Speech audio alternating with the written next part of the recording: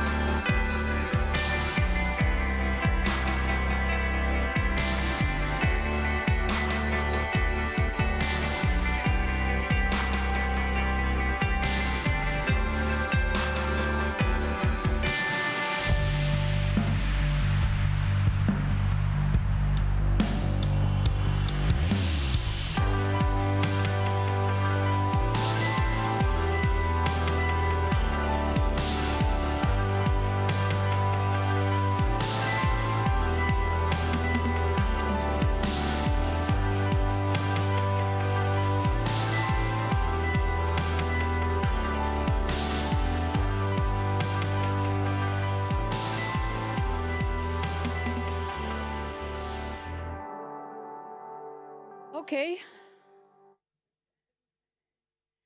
I'm Hedwig Morway. I wish to welcome you on behalf of the ERSTE Foundation.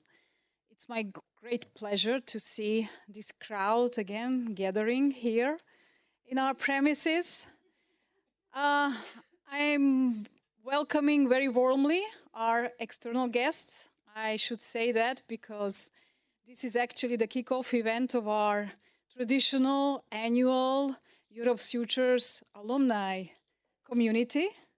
So this is going to be for the next 2 days the traditional annual conference, which is taking place in Vienna. Hopefully, it is going to be continued. What only depends on your interest to come back to us year by year. So we are extremely happy to see you again in this large number, and I'm extremely happy to have others who came to join this discussion tonight. The Europe's Futures program is a cooperation initiative between the Institute for Human Sciences and the ERSTE Foundation, and this incredible community was created during the past 5 years, the 5th edition of this program, and this is why we are keeping this tradition of gathering. I'm extremely happy that we can kick off this conference with such an event like this book presentation and discussion, what we are expecting to be very exciting again with exceptional speakers, NATHALIE TOCCI, who is the author of the book, and Ivan Krastev and Ivan Vejvoda, who are joining her in this discussion. So please also get engaged at some point when there will be space for that. And I am also very much hoping that you will stay afterwards for some more drinks and some food to spend some more time together this evening here at the ERSTE Foundation. So thank you very much for coming.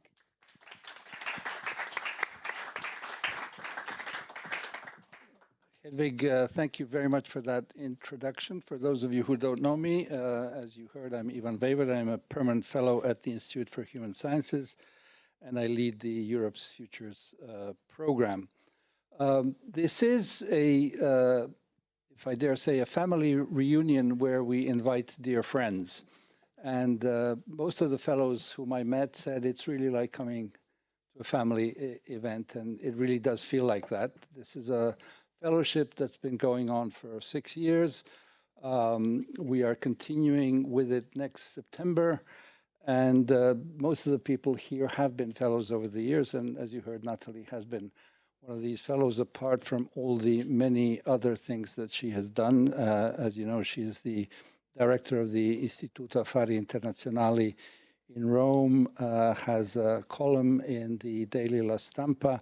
And in fact, her book, that's one of the reasons we're here, has also been published a few days ago in Italy, La Grande Incertezza, with Mondadori. So I think we have a lot to talk about. I've jotted down some notes, which I will skip except a few. But Ivan Krastev, who's our fellow, permanent fellow at IWM and chairman of the Center for Liberal Strategies in Sofia, wrote a book in 2017 called After Europe, just to remind you. And I was looking up some things, and even back in 2010 with Mark Leonard, he wrote The Spectre of a Multipolar Europe. And another fellow, Dimo Beches, was involved in that as well. So we're talking about a period, Nathalie talks about 20 years in which things have changed. Without going deep into history, there are many things that have been upsetting, but there's a lot of doom and gloom around. Chatham House just had a podcast with Tim Garton-Nash, our friend, the other day, under the title, Is Europe Falling Apart?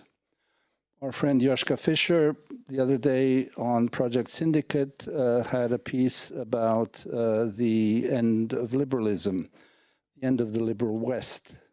Macron is described today in Le Monde. There's an article which says the slow twilight of Macron. There's a very detailed account of his decision to go for elections, his mood, which is pretty gloomy as well. Dare I say there's a sort of meltdown in Berlin.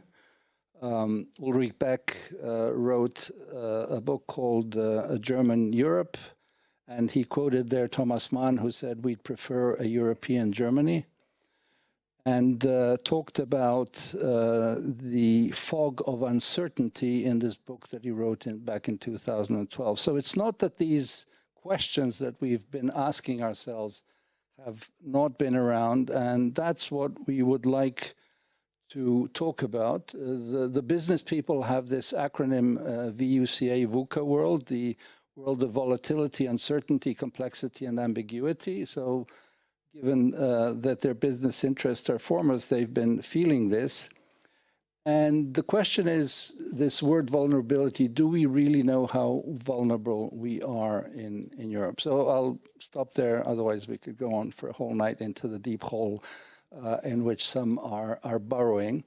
And I'd like to ask Nathalie to give us kind of the gist of the uncertainty that we're looking at, and maybe to answer this question, is there a sense of the vulnerability of Europe? Because I think that you touch on many of these issues in this really thought-provoking book that is published by Mandelbaum with the IWM. Well, firstly, I think it probably works. Just yeah.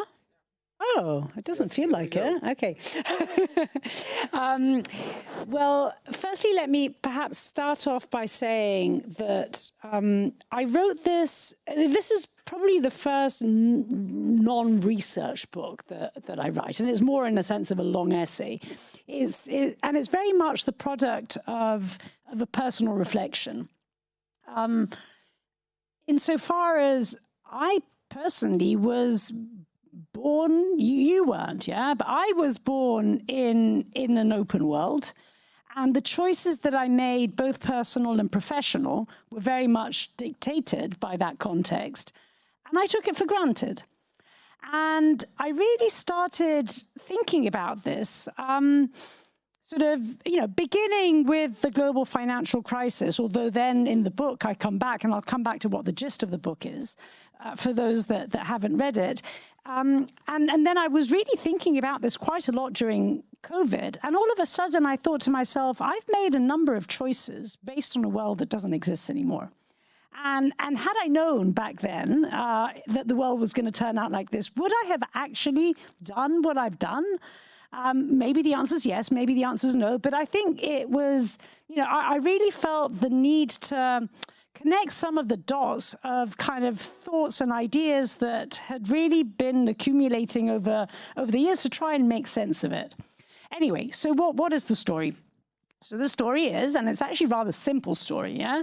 Once upon a time, there used to be an open world. And I think what's interesting about that open world, in retrospect, is that it was a world in which certain assumptions were essentially unchallenged. So assumption number one, change is linear.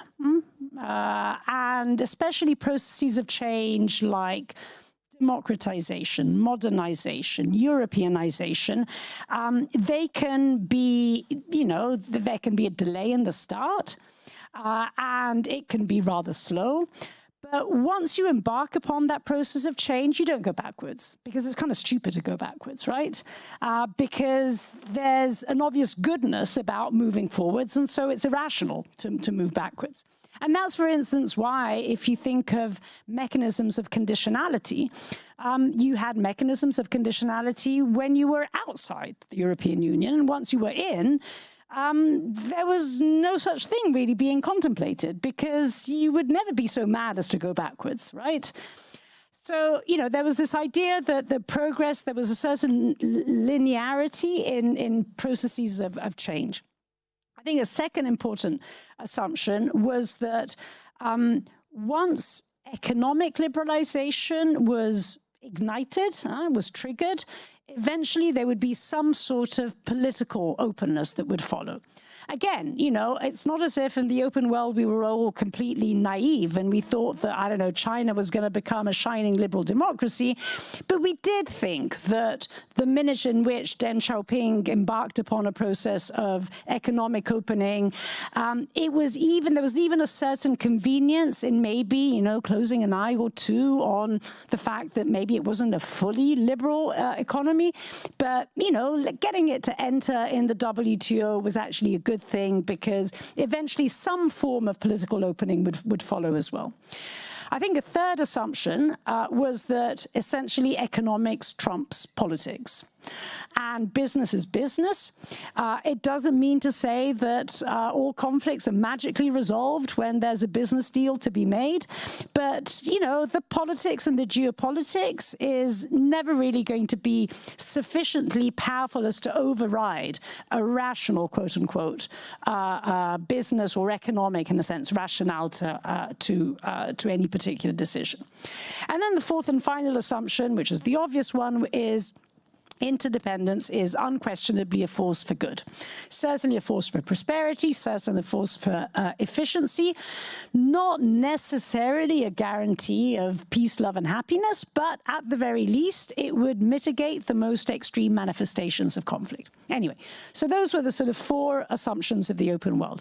Then basically we get into what you were referring to, I mean, a sort of 2 decades really of progressive closures. The first closure really comes with 9/11, the security crisis. You know, once upon a time in the open world, you used to show up, I still do, just a few minutes before kind of boarding a plane, but then I miss flights quite a bit.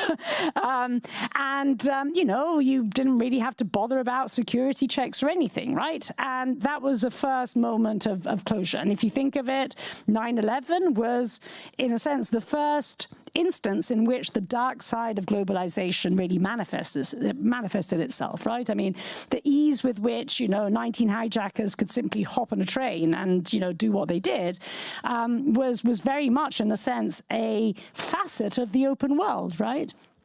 Then you have, only a few years later, the global financial crisis, which is the first financial crisis which highlights a change of a system. Yeah, I mean, if you think of previous economic crises, I don't know, 1997 Asian crisis, it wasn't a crisis of the West, right?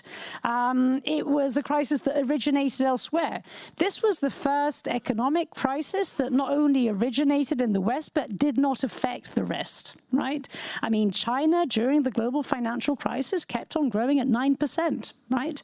And it was the first moment in which this sense of there's a relative decline of the West and a rise of others that brings to the fore the beginnings of debates on multipolarity.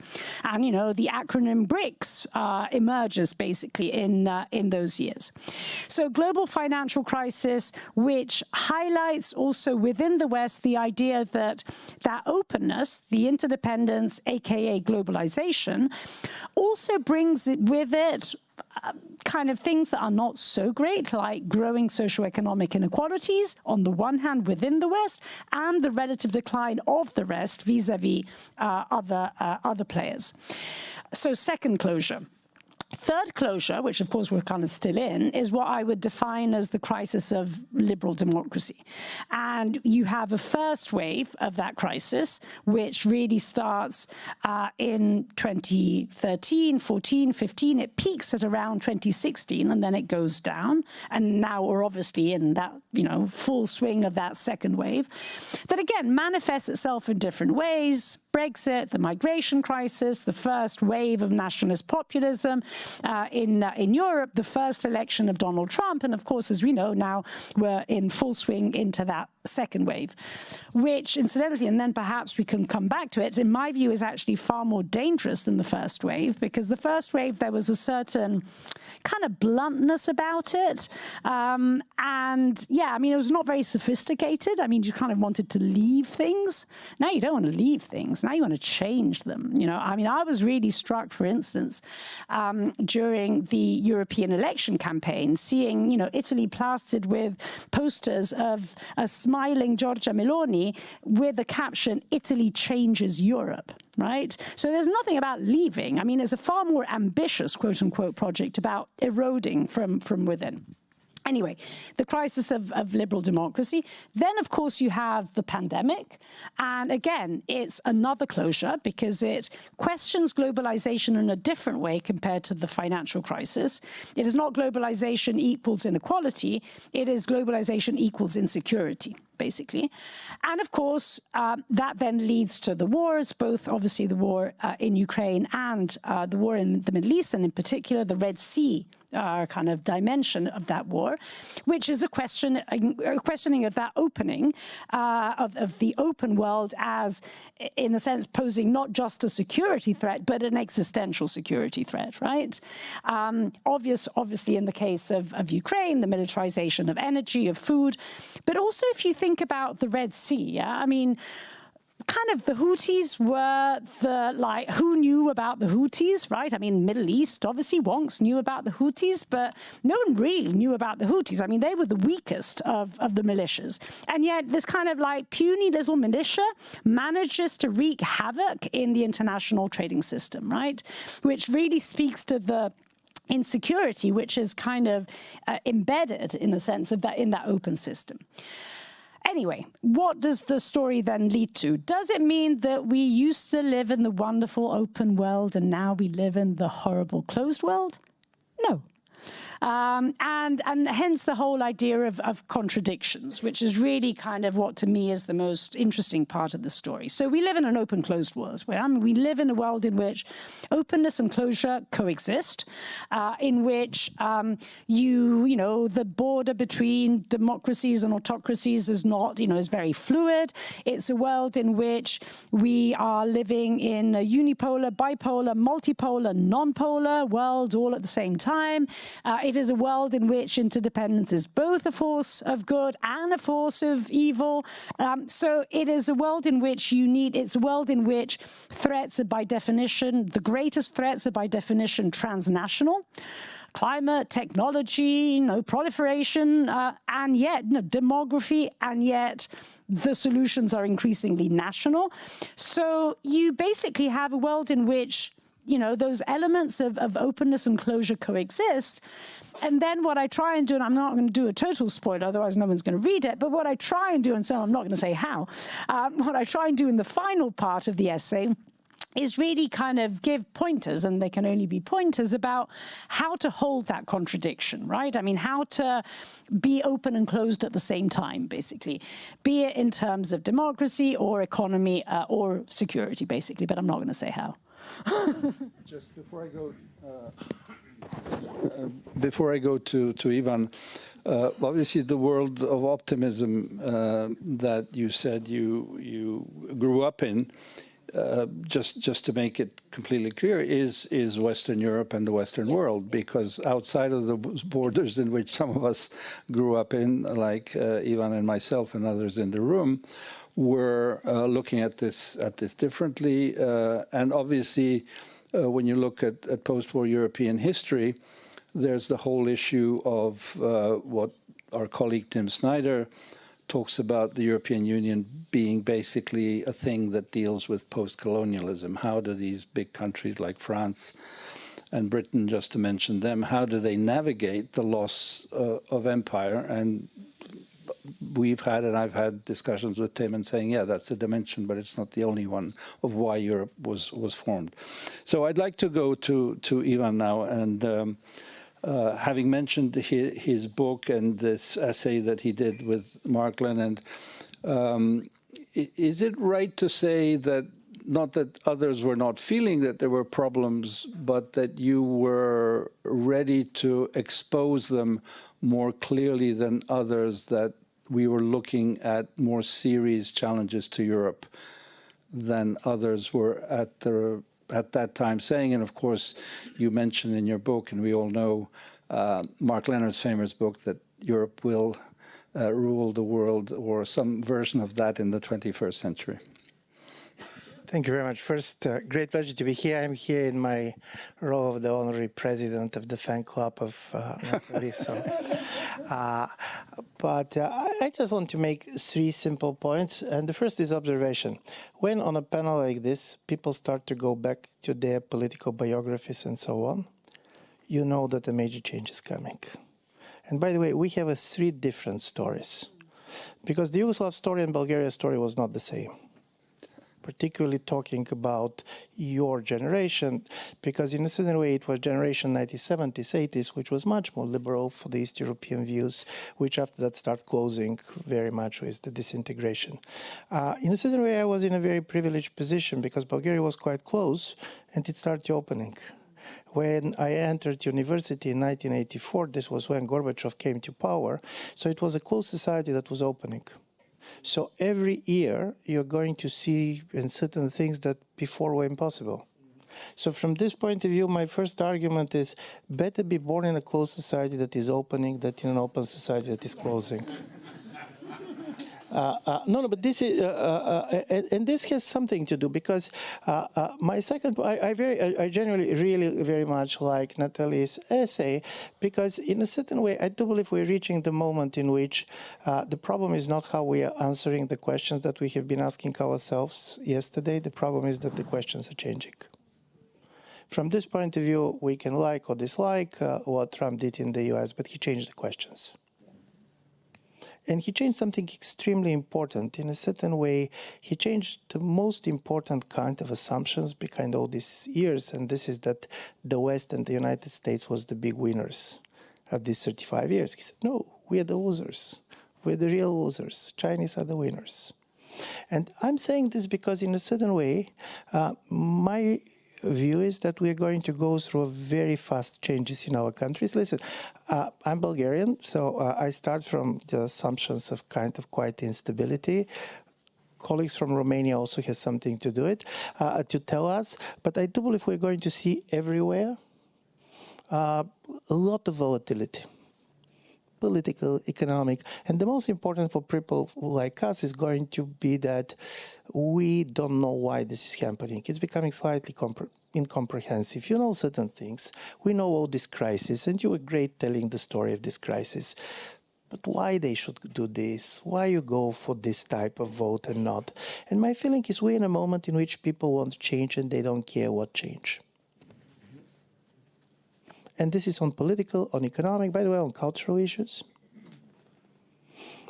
And here is, and this is why probably at a moment like this, the moment is not how well you research the topic. The problem is to get right the sensibility of your societies.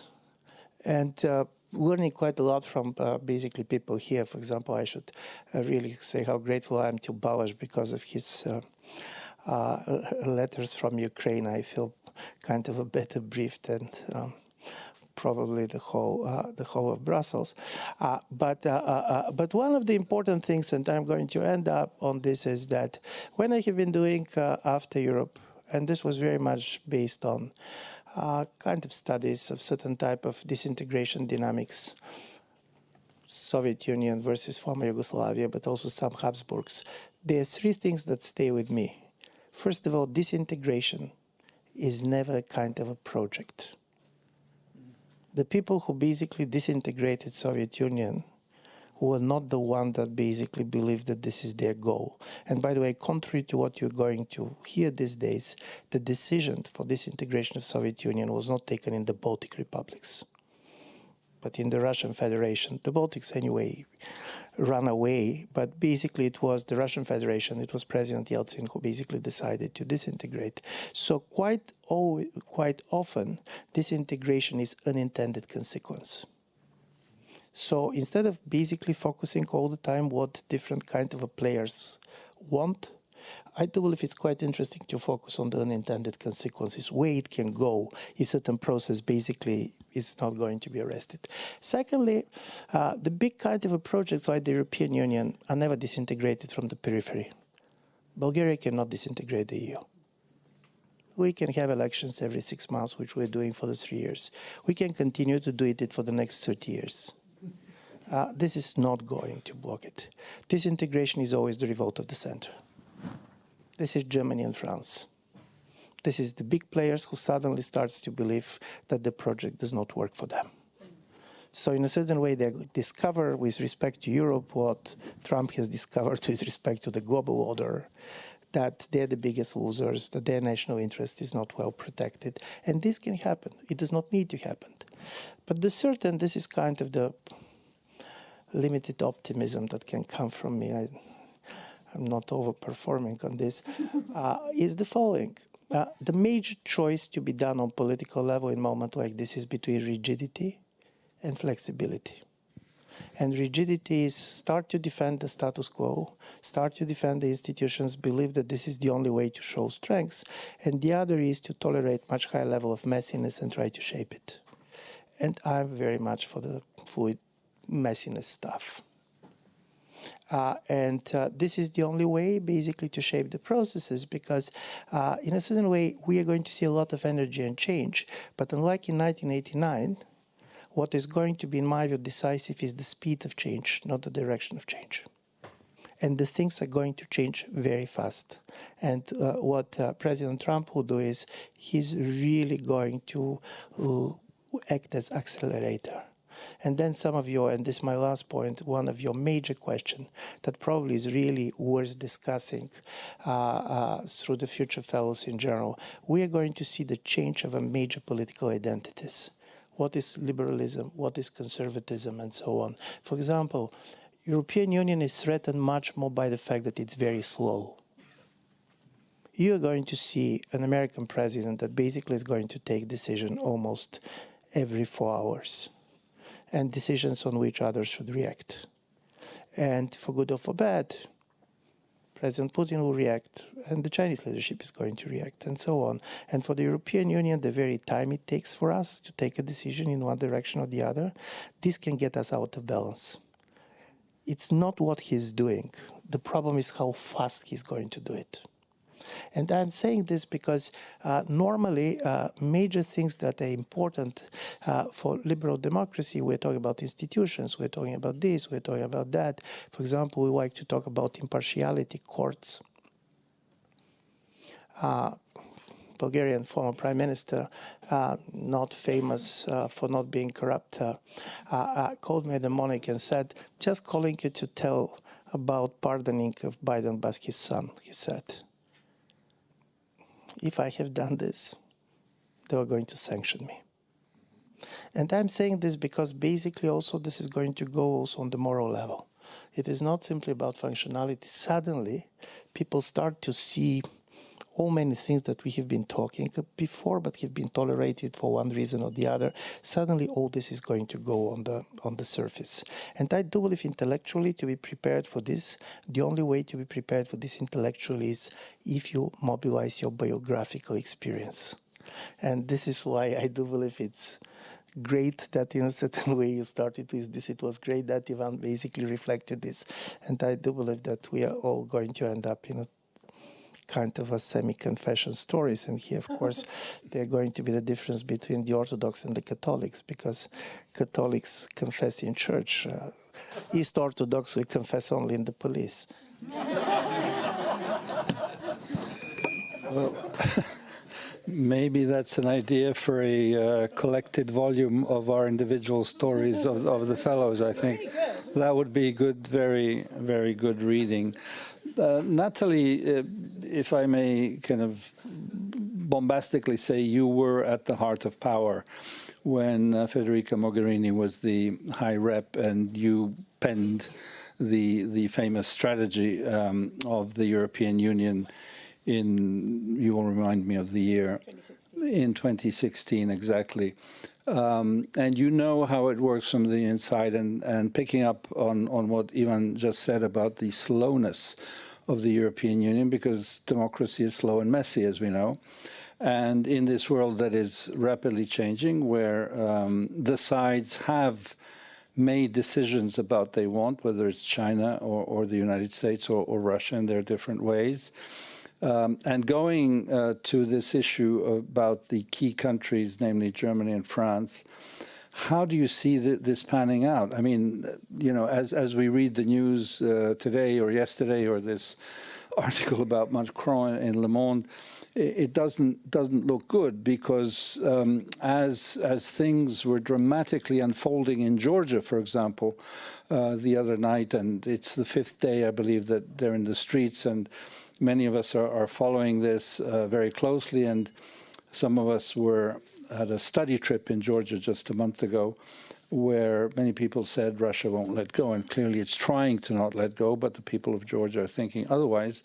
And then there was this issue, well, it's the goodbye night for Borrell, and the EU can't make a statement tonight because it's the goodbye party, so they have to wait until tomorrow, until Kaja Kallas takes over and Costa does. Give us a sense of how you see, as I said, the understanding that things have to move faster. So perhaps two sets of comments. I mean, the first has to do with fast and slow, and the second has to then do with flexible and rigid. On the fast and slow, I think that there's a bind here. In fact, it's a double bind when it comes to the EU, because the slowness comes from the fact that the EU is not a state, right? And so there is a slowness in deciding and implementing. I mean, if you think about the big projects of the European Union, the single market, the monetary union, enlargement, we're talking about projects that have lasted a decade, right? So that's one set of problems. Things are not fast. But then you have a second problem, which is we're also democracies. And in a sense, the volatility that Ivan was referring to is increasing. And so not only are we not fast in deciding, but we're actually too fast in letting go. Yeah, there isn't commitment there. I mean, think about, I was super excited when, you know, the EU kind of had its Green Deal and it had found its new story and narrative, and it was strategic, economic, political. I mean, I was like, yeah, we got it. Yeah. And like 4 years on, we've lost it. Yeah, I mean, we just can't keep our eye on the ball. And that is because there's this double vulnerability of A, not being a state, but also being a kind of still semi-democratic, I mean, elections matter kind of set of states, right? There are neighbors around. Exactly. And so there's this kind of fast, slow thing that really kind of screws us, if one is to put it very diplomatically. Then you have, I think, a second set of problems. It has to do with this flexibility and rigidity. So I think the sense and the lack of sense of vulnerability has to do indeed with kind of this introspection and latching onto a world that doesn't exist and thinking that it's more important to have a goodbye party than to do something on Georgia. So this sense of like, you know, the house is burning, but we're just not looking. Yeah. And it's, you know, it's the opera on the Titanic. And that has to do with rigidity. But then at times there is this almost rather clumsy way of wanting to adapt to a changed world, yeah? So you have, for example, these debates in the EU about, oh, you know, we've got to become transactional, yeah? Because the world is big, bad, and ugly, and we've got to learn how to do it ourselves. And we just do it, frankly speaking, in a really clumsy way, because we're just not built to be like that, yeah, and to act like that. And to me, the kind of perfect example of this is Global Gateway.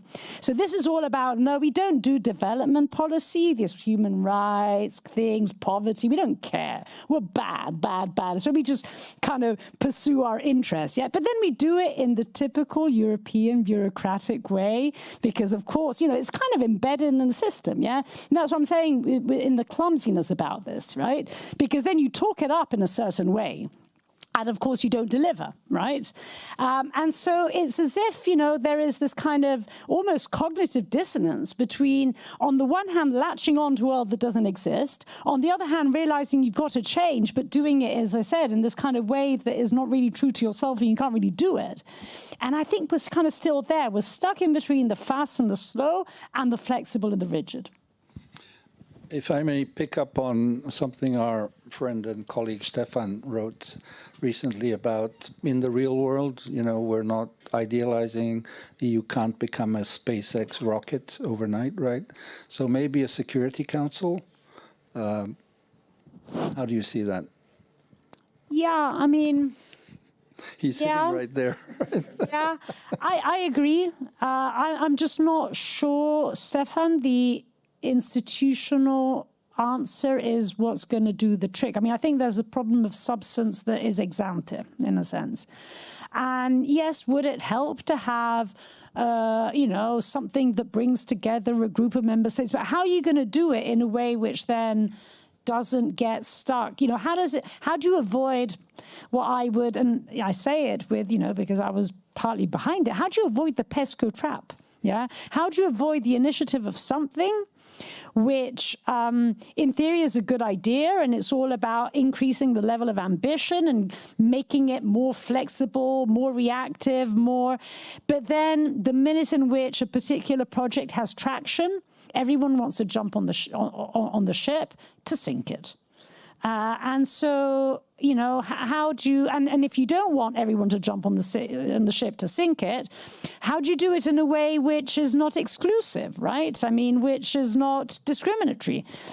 So I'm just worried that by trying to look for an institutional solution, we spend more time kind of going through the motions and the kind of pros and the cons, and then in the meantime, there's a fire. Right, and there's Georgia, and no one's doing anything about it. Ivan, going to you, as we saw the first geopolitically important and symbolically important trip of the new EU leadership was to Kyiv. And clearly that underlines one of the major priorities as not to paraphrase the famous poem by the Greek poet Kavafi, waiting for the barbarians, but we are waiting for Trump to sit into the office. And we see that with all of his decisions, as you just said, he is going to move very fast. How do you see that? I mean, can we look into the impossible job of the crystal ball in this relationship between Europe and the US on Ukraine? I cannot really very much look in the crystal ball, but first there is situation on the ground. And the situation is bad for Ukraine. Let's put it like this. In November, and again I'm quoting Balash on this, 600 square kilometers, which basically the Russian army managed to occupy, it is their biggest success since March 2022. And part of it was not unknown, but of course this is making a huge impression. People are very exhausted. The country is very, very exhausted. And from this point of view, what is happening there is that Trump is coming. There are several things that helped him to do what he wants. First of all, Biden decided to escalate before Trump came, which allows the Ukrainians to get certain possibility probably to make the supply line for the Russians much more difficult in the Kursk regions and others, which helps. But it does not have the major story, which is the manpower. And it cannot be done. And to be honest, when we are telling the Ukrainians to start to mobilize 18-year-old, probably it's good. I don't believe that you're telling in a country with the demographic profile in Ukraine what to do or like this. Privately, you can tell them anything. You're not going in the newspapers and telling them, get your 18-year-old basically conscripted, because if I know something that's about some demographic figures, and I can tell you on demographic figures that for every baby that have been born in Ukraine last year, 3 persons died. This is a country which really is facing demographic disaster. And the major problem that Ukraine is facing is how to not lose the war or win the war in order losing their future. How many people are going to leave, what is going to be structure of the population, and so on. I don't know, is Trump ready to do this or that? Because in my view, he's also not prepared. He wants to see how he's going to react. And my only comment is going to be on the Russian side. Listen, Russians showed something that in literature is called hegemony of escalation. So the moment we try to escalate, basically they go on a higher level. And by the way, they can go on the higher level also because they lost a lot of people. Russia basically lost, according to the British government, 700,000 people killed and wounded. This is big, and Russia has a demographic issue, which is also dramatic. I do believe this was also one of the reasons they started the war. As a result of it, they can act only on a higher level, which means nuclear, or on a much lower level, which means sabotage and basically hybrid and so on and so on. So we're also going to be in a very asymmetrical situation from this point of view. And what basically Trump is going to tell them, let's have land for peace. Majority of the Ukrainians, in my view, in principle, will be ready to endorse it if it is imposed on them, not if this is perceived as their choice. But then, and Tim is here, there are people who know really Ukraine much better than me. I'm very much afraid how Ukrainian society is going to look like the day we're going to have the ceasefire. Once we made a major mistake believing that Ukrainians can do nothing, both Russians and the Americans in the beginning of the war believed that it's totally dysfunctional, that this and that everything is going to end up in 6 weeks.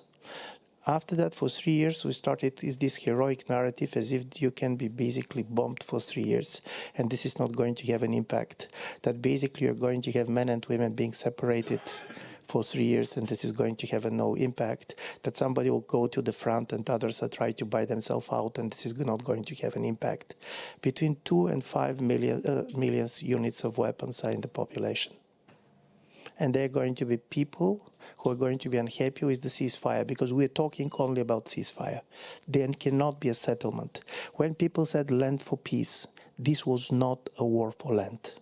This is the only thing. I don't know Ukraine. On Russia, I know slightly more. On this, I could be wrong, but I have strong views. It was not for land. It was for people. And it was about making Ukrainians Russians. It was basically about Russia having a critical population to basically keep his position. If this is going to happen, Trump is going really to face difficult choices. And one of the things that he can say it after the ceasefire, telling to Europeans, okay, I stopped the war, and now it's up to you. And here the problem is who is going to act.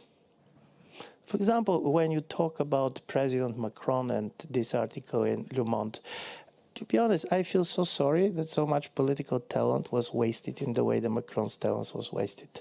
Because he had the right intuition, he had a strategic vision, but the lack of political skills, which was kind of astonishingly untalented, prevented him to do anything meaningful, neither in France nor on the European level. But if you go basically on his instinct from the day one, he was right. He was right. Who is going to be the next one who is going to have a high risk? I'm seeing other strong leaders and how they react, and here we have kind of a strong Polish contingency. If you see basically what Tusk is doing, and as you know, I have a very high opinion of him, he's basically betting on the fact that Poland is going to face a problem on its own, or with some of the allies nearby, so he's basically betting on this. And my last point is, one thing that has changed dramatically is that external threat does not produce political unity at home anywhere. Because before you expect that when you have a major external threat, and Russia is a major external threat for some of the frontline countries, it's not negligible. You expect that political elites are going to have some common language. At least historically, this has happened before. The fact that both government and opposition in Poland perceive Russia as a threat does not mean that the level of cooperation has been improved. And this is in many other places. So this is why I'm very much afraid that Trump is going to be just present for the first stage, and then he basically is going to disappear. He's a trade warrior. I do believe he's saying the truth when he said that he hates wars. I trust him on this. I mean, the military operations. But of course, there could be events that we cannot foresee, that can change many things. And it does not need that this event should happen in Ukraine. What can happen in the Middle East, Iran can change the dynamics in a big way. If Chinese decided to do something, it can change it in a big way. And but what I'm not buying, and this is my last point, Ukrainians went into a story that because he's such a competitive alpha man, he's going to say something and Putin is going to say no, and then with the whole power of the United States, he'll go and stand behind Ukraine. I could be wrong. I don't believe this. NATHALIE. Well, I totally agree with what Ivan just said right now. I mean, I think in terms of the crystal ball gazing, okay, we can gaze in the crystal ball and we kind of can imagine that there will be an attempt being made, right? And we can kind of imagine what that attempt might look like based on the misconstruction, which I think Ivan was referring to, that a land for peace deal is available as if that was the purpose of the war. And so I think at that point, it kind of branches out in two directions. You have option number one, which is the one in which, even if that's not the point for Putin, but Putin kind of pretends because it's in his interest to pretend for a couple of years and have a ceasefire. And that taking that route has the added value of splitting politically Europe. Because, of course, there would be some European countries that would see that this is simply kind of, I mean, this is all phony, and it will simply give time for Putin to carry on in a couple of years' time. And there will be other countries, certainly my own, that will totally fold, probably Austria too. Question mark over Germany. So, there would be a political split. Now, in that scenario, there would have been an opportunity, and the opportunity being that there would have been a little bit more time to prepare for the new round of war. Yeah. So I'm starting from the assumption that there isn't a peace available, much like Ivan. But in a ceasefire scenario, you could say, well, okay, fine. I mean, at least I have time to kind of properly do my rearming and then prepare for the next round. But if politically you're split, then it's very difficult to see where that consensus is coming from. Then you have the opposite scenario, which I think is the one Ivan was pointing to, which is the one in which Putin doesn't even take the bait, right? Why should he? Like, he's on a roll. Like, why stop now? Yeah.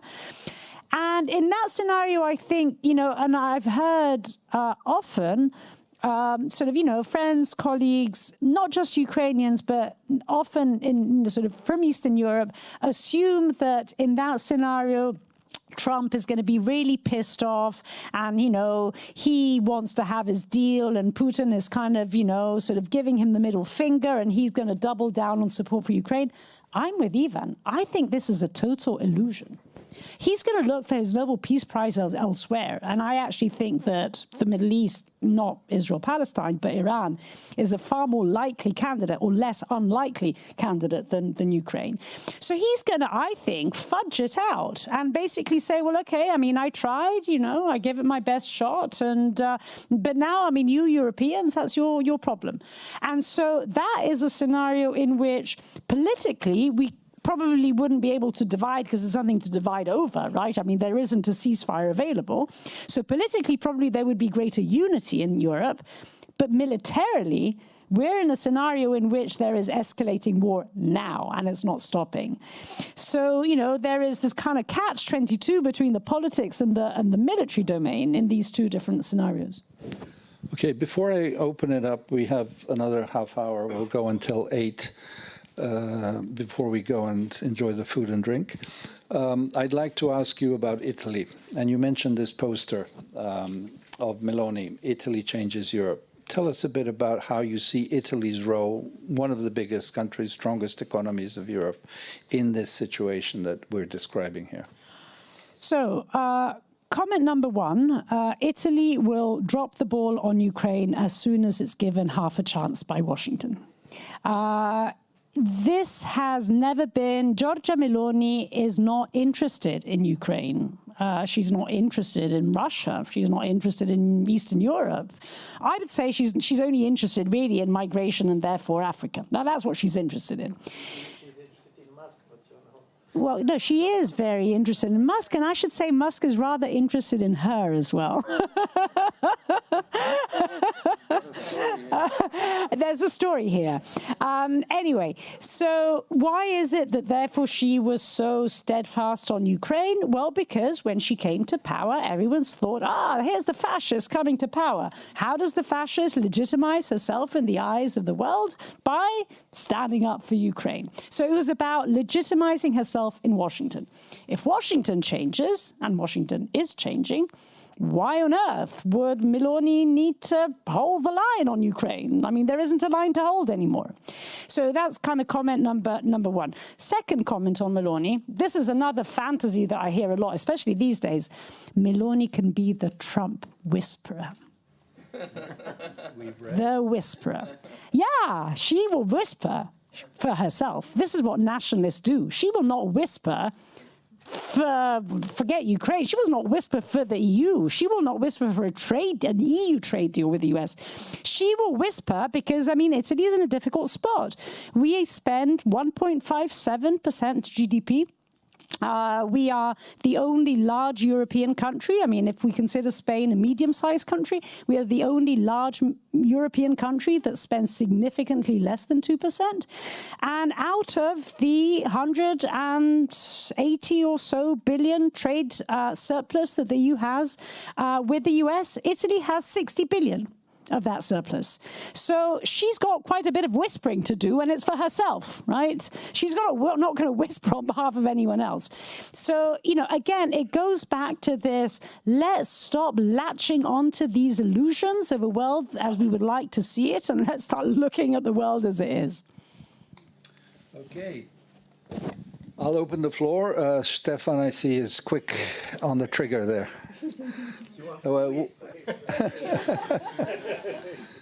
Thank you. I loved your essay. I think it's absolutely fantastic, and I agree with almost everything in it. I have a small quibble with the notion of the world closing on itself, right? Because the world is not doing the closing, it's the states that do it. You're really talking about fragmentation. And I just wonder, from a historical point of view, you could say that we lived through two rather unusual periods. The first one was the Cold War, bipolar system, and then a brief unipolar moment with the US. Now we're almost back to normal. The back to normal is the multipolar system with all that this entails, which means rivalries, changing alliances, a lot of transactionalism, all this messy thing. And that, again, leaves the question, where is EU in all that, right? You made fun of the notion that the EU has to learn the language of power, as Borrell has spoken. And you're totally right that we've been very clumsy when we try to play the power games. But maybe we have no choice but to keep trying and eventually get better at it, right? In a way, if you take this basic picture of a multipolar world with all that entails, the EU can either sort of fragment itself, and in a way there are lots of signs that it's doing that, or it can get its act together and become a little bit more like a state. Not completely, of course, we are very far from that, but without moving in this direction, I think we'll be sort of torn apart by the forces that this new world situation means, basically. I mean, I agree. I agree with you. I think, though, that there's a catch-22 there that I don't. I mean, there's a dilemma that I don't have an answer to. So, in some respects, you could say, well, the EU is a product of the open world, right? The EU was not the superpower, but the world was moving. You know, it was swimming with the tide, right? And so it didn't have to be a superpower because the whole point was that, you know, I mean, it was, as I said, I mean, it was the most extreme version of the way in which we thought the world was developing. If you add on to it the fact that the EU as we know it is basically a child of the 1980s, right? It's the EU of the single market, it's monetary union, it's enlargement. So whereas a state can dig into its past, and normally it's a pretty nasty past, yeah, but it can dig into its past, and there's a history of nationalism, there's a history of industrial policy, there's a history of defense. I mean, there are those histories, and you can dig them out and revamp and rejig. The EU doesn't have it in its DNA, which is, I think, partly where the clumsiness comes from, right? I mean, it's as if it is supposed to kind of go back and develop something it never had from scratch. States can do it. I think the EU is almost intrinsically unable to do it. Now, you could say, and I would follow you in saying, well, ultimately, what therefore has to happen is that the EU has to become more like a state. I would sign off on it.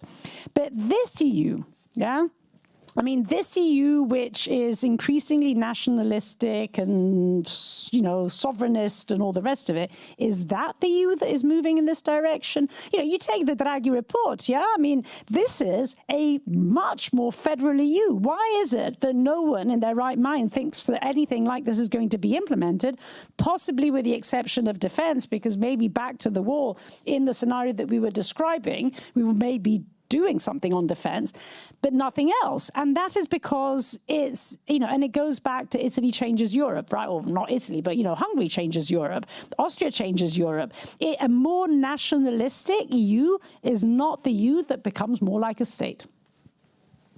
Okay, I have Solly, Wojciech, and Amanda. Solly first. Thank you. All the presentations basically suggest a dead end. If the Draghi report is not going to be adopted for a Europe that is declining in terms of its share of economic power in the world, and if there is no other plan, and I don't see one, then what happens? But the critical question that I draw from both of your presentations is the following. You either need Machiavelli's Virtù or you need Ibn Khaldun's Asabiya. I just don't know where it can come from. And if it's not going to come from anywhere, then my projection for Europe is basically to become Venice as a whole. Okay, I'll take three questions because they're so Wojciech is next.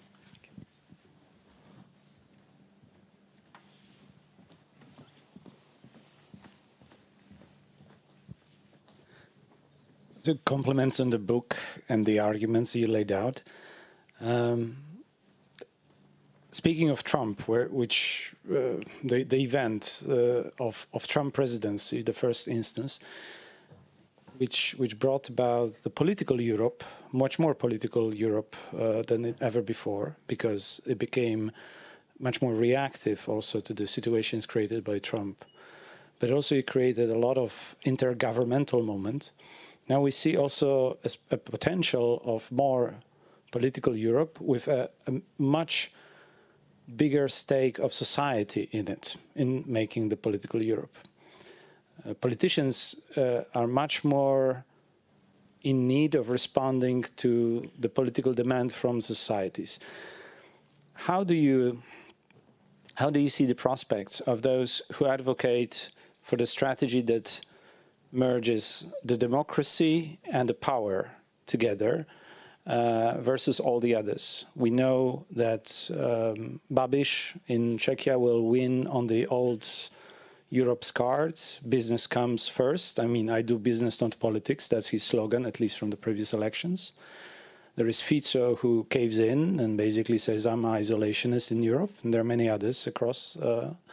And there are those nationalists, power, or what is it, might makes right. This is Orban. He basically talks about Putin, but he talks about himself. And there are many nationalists, which is a really interesting thing across Europe, that say might makes right, speaking of Russia, but also basically building up their own position in the future.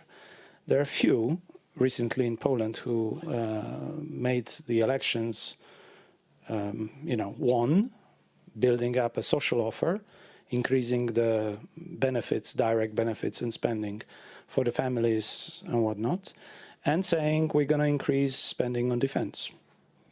Question is it replicable? Is it to be done also in other countries of EU, without which we are indeed going for fragmentation of foreign policy strategy all across Europe? So can it be done? How do you see it? Maybe just Italian case. Can it be done? What exactly? Can this be done to have successful political campaigning that merges, in political manifesto that is elected by the people, that is the political moment of Europe, that you outline the political strategy that nobody wants to sell, and usually, like Scholz, they choose butter or whatever. How do you call the slogan is either butter or butters on guns. and he chooses butter, obviously. So are there any other cases in Europe to build on something else? And just as a hint, can it be done more like Le Monde article indicated, Ivan, I believe you mentioned this one, that we essentially do what needs to be done in the very moment, which is about talking about sending troops to Ukraine. Can it be done by anyone else that doesn't have nuclear power, nuclear arms, which is Britain and France? Okay, Amanda. Hello. Thank you all for all of this.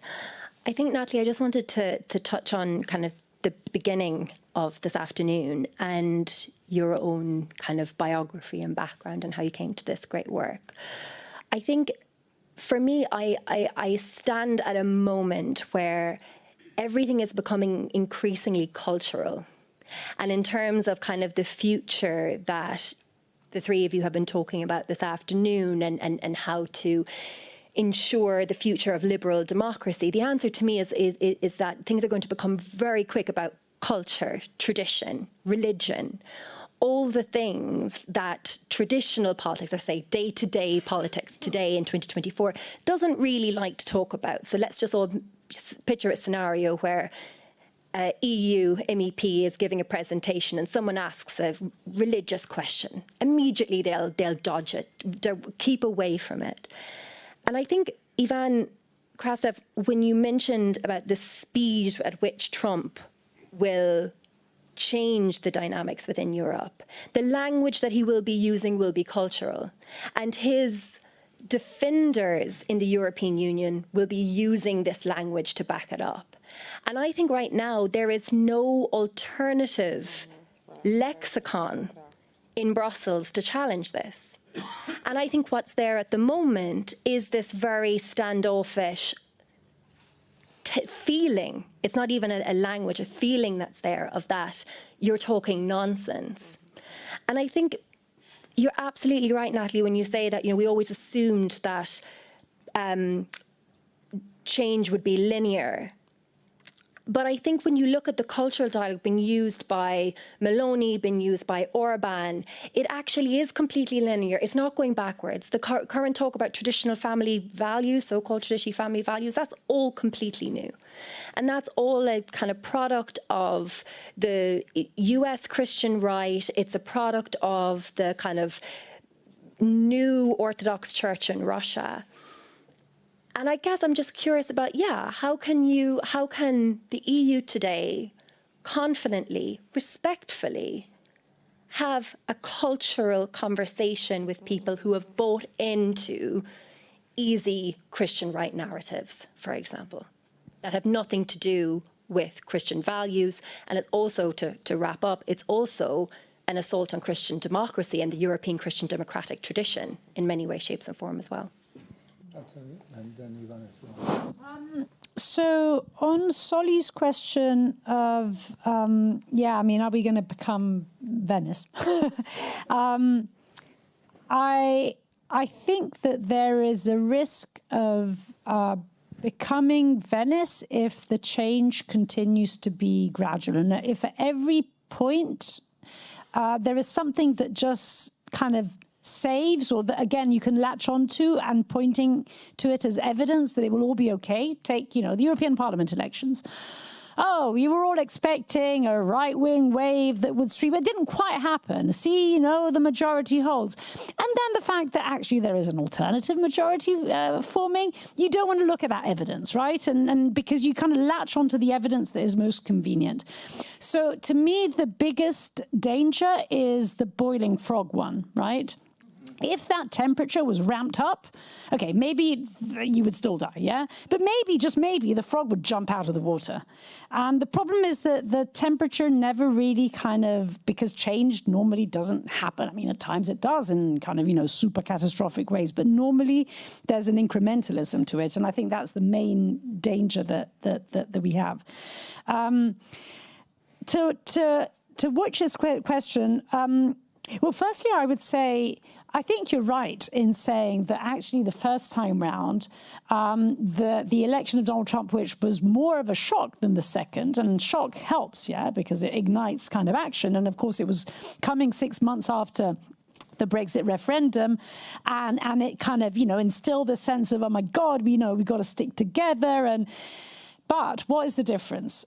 Firstly, you had a Franco-German engine that worked back then. Not fantastically, but it kind of worked-ish. You had an undisputed leader of Europe, which nowadays we don't like very much, Merkel. But back then, the US temporarily checked out of the open world and Angela Merkel stepped in. And now we don't have that.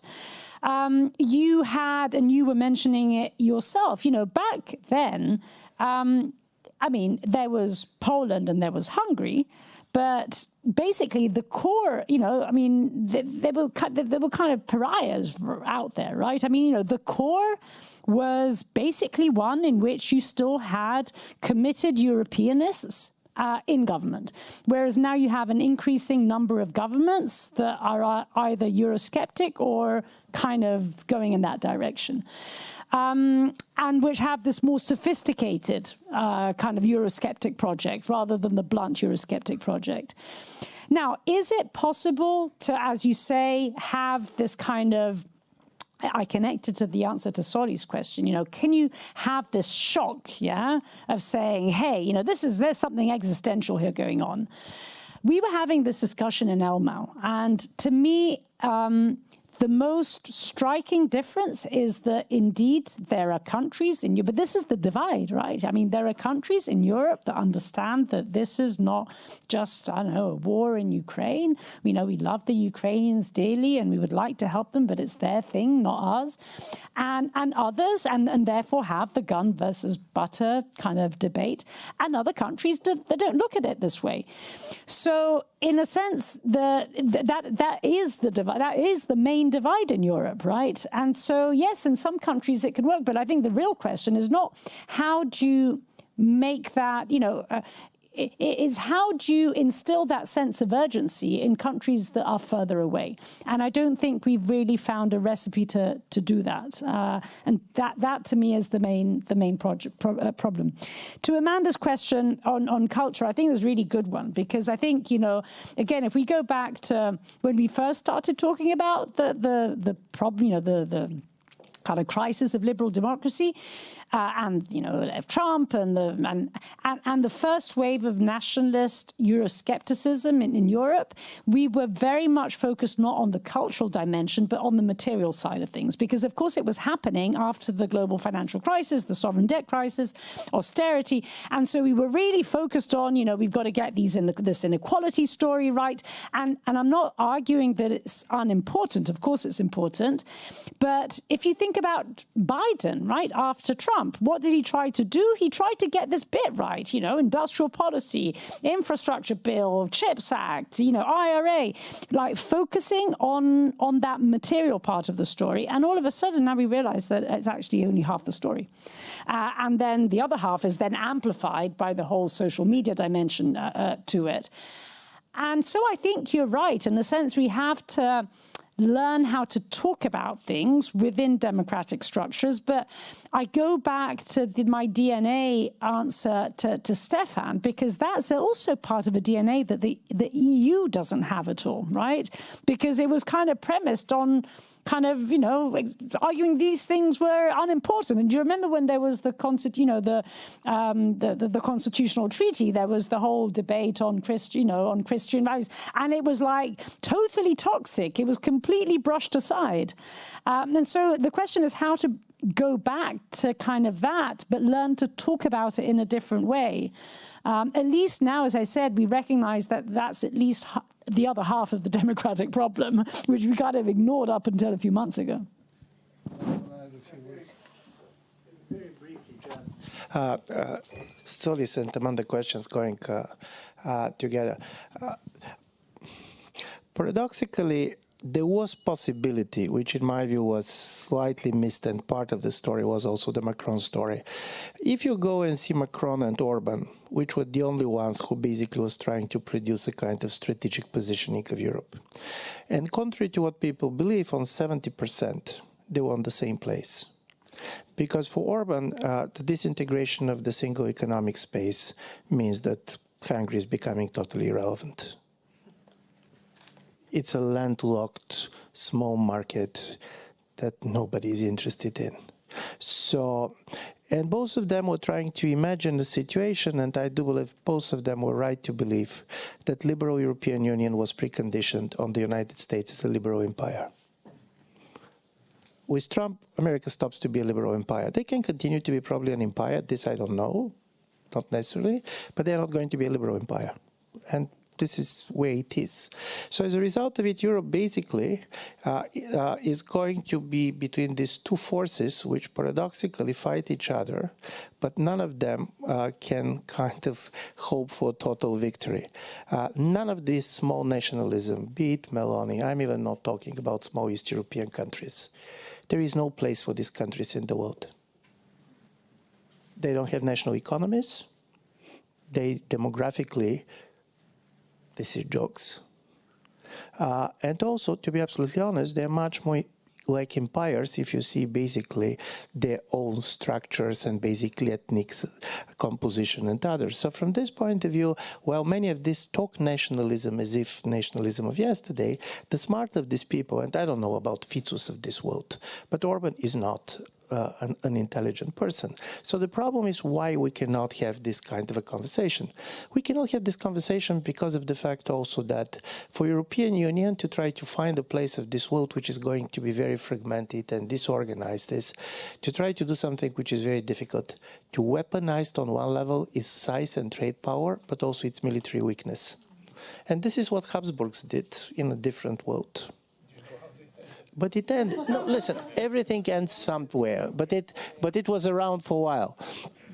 But in a certain way, it means a totally different type of policies, which means that suddenly European Union should try to basically, looking at Ukraine, try to decide whom to involve.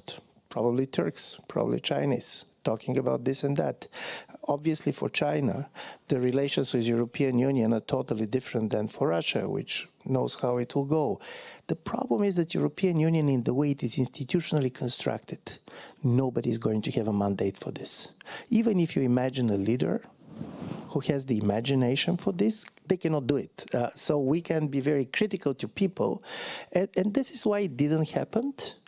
Macron burned in his own rhetoric, and Orban, to be honest, kind of can become also the victim of his own success because he basically unlocked forces that he cannot control anymore. Because if your major kind of allies are people like Fico, you cannot have a grand strategy with Fico. You can have a kind of a petty revenge, but this is, in a long term, it's not going to help you.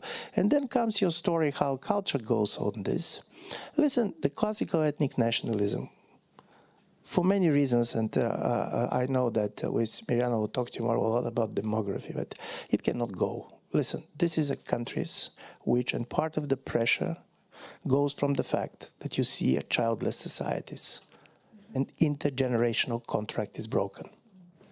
It's not about young people that do not want to have kids, it's basically grandparents who do not have grandchildren. And the story is how you're projecting the future, how you're doing all this. And this is not only a European problem, but in Europe it's quite strong. How we're going to do it when you say about, for example, defense. I don't believe that we're going to have kind of a common EU defense, but I can easily imagine countries like France, Sweden, Finland, Poland, the Baltic republics, under certain conditions, doing certain things on the territory of Ukraine, much more guaranteeing peace than being in a kind of an open war with Russia. I don't believe that this is. So you're going to have a fragmentation, but the fragmentation can be constructive, and this is flexibility. This is a fragmentation that is allowing European Union to be at least Venice with expansion, or it could become very much inward-looking and kind of lamenting and basically losing energy. And when it comes to the language, there is a type of civilizational nationalism. So when people talk about Christianity these days, they don't talk about religion. They talk about probably race without saying white. They talk about this and that. But they talk about this exactly because know that this society does not look like this anymore. And in my view, and I'm going to end up on this, in the United States, I was always seeing this kind of a surprise of people about Latino moving, voting to Trump and so on, men versus women divide, very important one, by the way, happening also in Europe. We're going to see more of this because it is not what we're going to see is how categories are changing. What people simply forget is that when you have crises like this and the rupture, suddenly you redefine. In the end of the 19th century, in the United States, Bulgarians were not white. And Italians were not white, and Jews were not white. And then there was a need for white people, and they became white. And I do believe the Latinos are going to become white, and you're going to have all these mixed marriages and so on, which are going to redefine. So instead of basically counting in the way the categories were yesterday, in my view, the real politics is going to be renaming the categories. Okay, I'll take the last questions, quick round, because we're already 3 minutes to 8. I'll take Valgona, our guest here, Oana, and Krastev. And please be short with your question. Sorry, Leszek, I thought it was Valgona. Leszek first. Oh, thank you. Well, I can aspire. I can only aspire. A quick question. I think if we go through the change that is unwanted, there are ways in which you start dealing with it. First, it's a rejection, then it's a resignation, and then I think we are through the period of resignation to some sorts, and there's adaptation. And my question to you is, to what extent it is possible to not confuse the democratic values and liberal norms with status quo? I think that's what Ezra Klein said in his recent podcast after Trump won, that we should not mix those two, that if you defend status quo, it's not exactly defending your values. And then linked to nationalism, I think it's quite interesting whether European Union can actually adapt to the world in which nationalism triumphed. We thought it's the rebel democracy, but it was actually nationalism. But at the same time, nationalism were able to thrive because they were not treated seriously. They didn't treat seriously themselves because we had this umbrella of United States, of EU. Do you think that maybe these national populists, they also have to adapt to the new reality?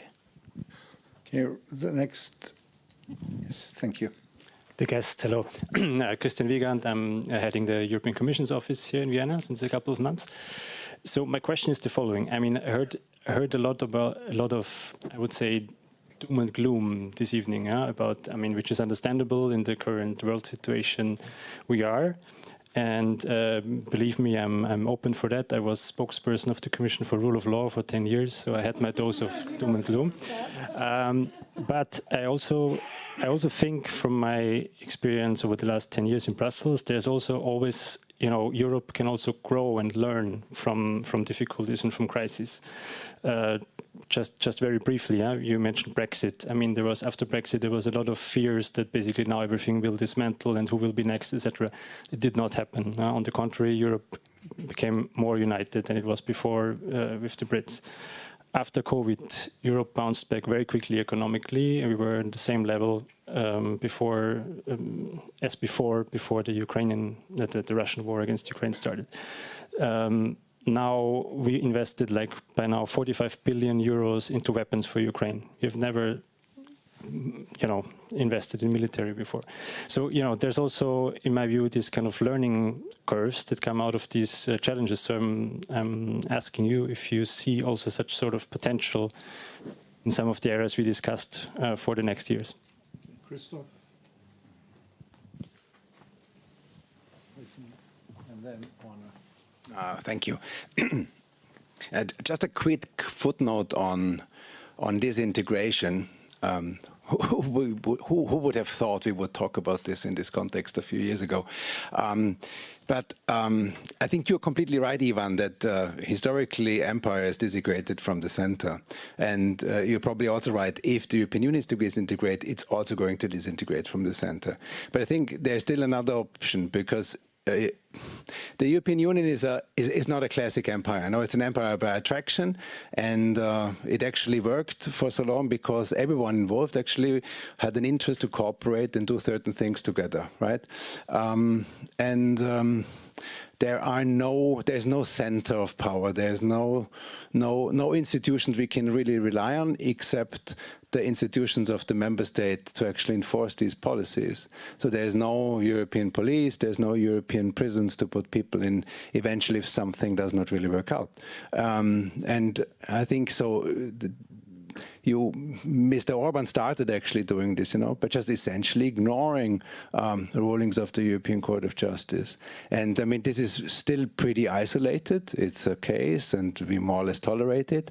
But I mean, just imagine, you have just a few, 2 or 3 member states who actually do this on a more serious level, a few populist nationalists at the top of 2 or 3, maybe not even that big member states, who actually make a point of this and start basically to refuse systematically actually implementing EU laws, regulations, and court decisions. I think then we would really run into big troubles and face kind of a scenario of disintegration of a different kind. Okay, and finally, last but not least, Joanna. Thanks.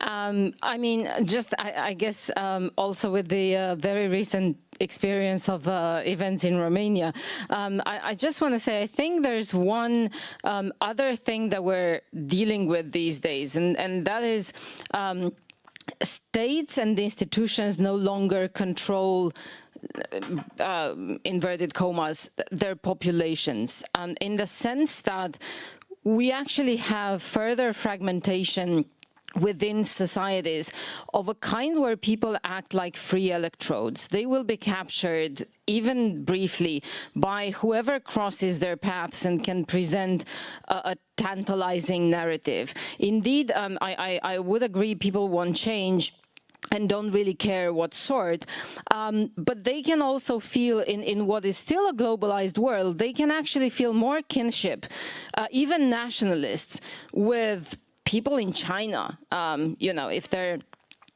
people in Europe can feel closer to people in China or in Russia or whatever along one dimension. They don't have to. They don't have to identify fully, but they can identify for a while with something that seems powerful to them. And I'm just going to give you the example of research that we've done on the Romanian Telegram, where far-right groups allegedly, that they're supposed to be nationalistic, they're supposed to be all about national narratives and so on, but they actually copy Russian narratives that don't even apply in Romania. They're just fairy tales, and they still copy them. Our star presidential candidate that's come out of the blue these days copies QAnon and deep state conspiracies and Trump, and that's something we've never seen in Romania. So all of these things that are very hard to anticipate, and they only apply to parts of the population. I think that is something that's very difficult for political forces, institutions, and so on that are very well settled in their ways to deal with. And I'm going to end by saying an added challenge is that we are a society of comfort, fighting a world of, I don't know what I would call them, of craving, meaning we are a society that's closing, and so we tend to exhibit rigidity because we want to hang on to the status quo. So it's a natural human reaction. We used to have comfort, and we don't want to lose it.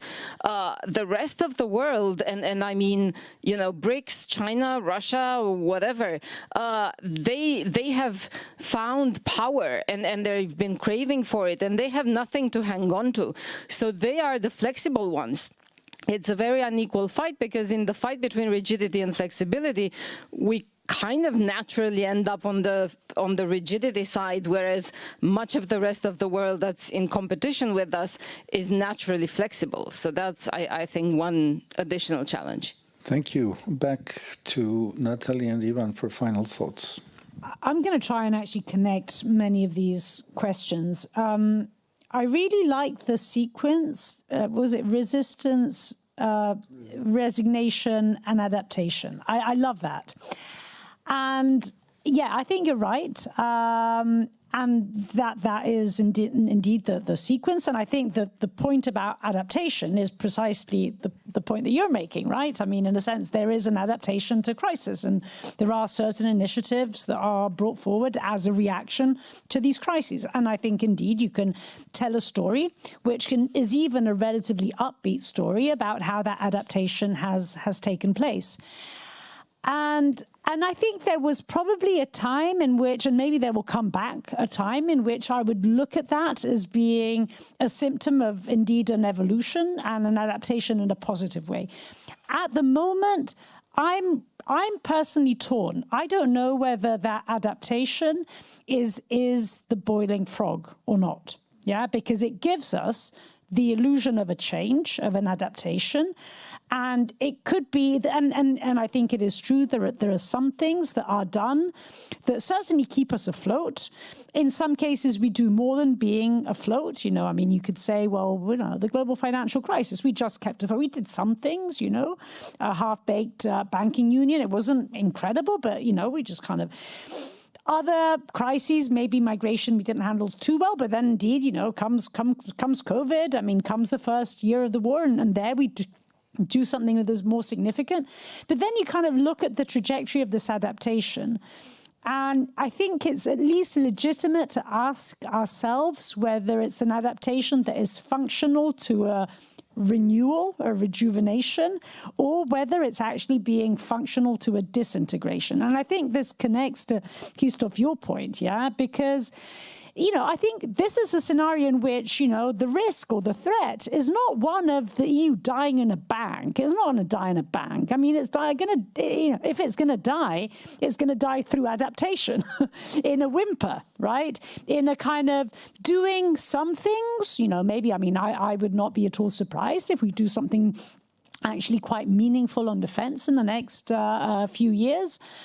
But, and we will be patting ourselves on the back on, hey, how significant this is, but is it actually going to go anywhere near making the European continent safer? And probably no, but, you know, we're looking at it from that inside-out perspective, and so we pat ourselves on the back. And we don't pay as much attention to other things that can happen, which is maybe a process of a regressive legislative agenda. Yeah, I mean, we're going to start, we've already watered down the deforestation regulation. And we may well row back on, you know, sort of the regulation on combustion engine. And none of these single things is like, whoa, bang, crash, yeah? But, and we look at the reality we do like, oh, look at this defense thing that we've done, look at this competitiveness and thing, and we kind of forget the rest. So I think, and, you know, a few years ago, actually, my paper here as a fellow, I was talking about the kind of Jean Monnet and Putin definition of resilience, and the Putin definition of resilience was resistance, was actually going to at the opposite, yeah, resistance as rigidity, as we don't change, we just stick to our position, and, you know, ultimately they will cave because we are the naked torso on, you know, riding the horse, right? And, you know, and I was like, no, we Europeans, we're kind of flexible and we adapt, and our resilience is transformational. And I don't know who's right. You know, I mean, I was far more confident back then, and now I still hope that maybe there is that, you know, kind of reality. But I wouldn't place my bets on it. And at the very least, I think that by questioning it openly, it at least helps us to keep our guards up a little bit more. Okay, Ivan. Yeah, very briefly, because what one said about Romania is going to happen everywhere, because one thing has disappeared dramatically.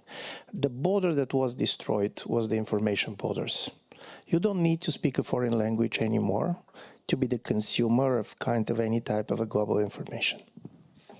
And this is going to happen also in 2-3 years, all these telephones that are translating from anything. So suddenly you have a kind of this mobilization in this nationalistic language is born out of the idea that you don't know anymore who you are. And also we don't have a common life. Because of economic issues, we have very different lives. There is no also experiences that are bringing us together. You don't serve in the army anymore, you don't have this, you don't have that. And as a result of it, I don't believe it is this kind of a cultural changes are really putting the state in a totally different position. And as a result of it, states tries to show that they still matter to the extent that they're becoming ridiculous.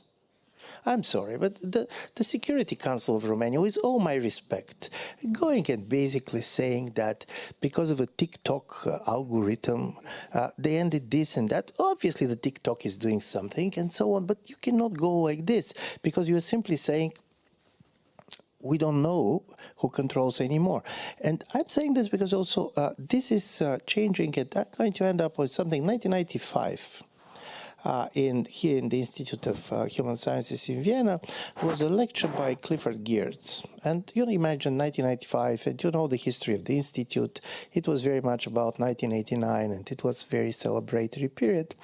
But Geertz came and pronounced a great lecture called The World in Pieces. And he said what is happening after the end of the Cold War. We're going to see not the convergence that people are talking about, but the emergence of a certain idiosyncratic differences and others. And he said the two important questions that are going to stay are, what is a nation if it is not a state? And what is a culture if it is not a consensus? And I do believe that this is the two questions on which at the moment we cannot answer. So before inviting you to the food and drink, please join me in thanking both Nathalie and Jan.